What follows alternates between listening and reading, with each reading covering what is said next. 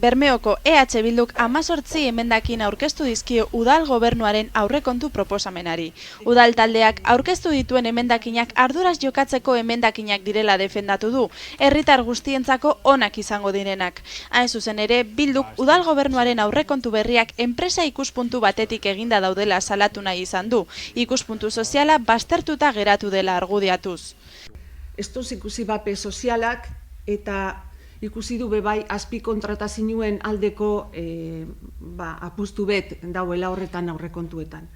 Eta horrek bai kezkatu dozku. Gure apostuek guztiz kontra du ez. Pentsaten dugu beste modu bateko zerbitzuek emon behar dugu zela. Aurkeztu dituzten emendakinen artean, aipatzekoak dira besteak beste gazteei eta langabetuei zuzendutako laguntzak, itsasbegi bezalako gunetan irisgarritasuna bermatzeko planak, klima aldaketari aurre egitea, ondarea zaintzea, kirol azpiegiturak hobetzea eta umeei zuzendutako zerbitzuak indartzea.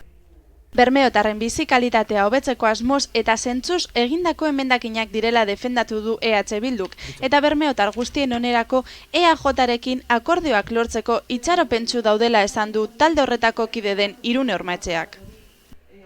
Apurtzuet aurrekontu oso hauek esateko eta danon parte hartzie bermatuteko eskatuko dugu kontutan hartutie gure proposamenak.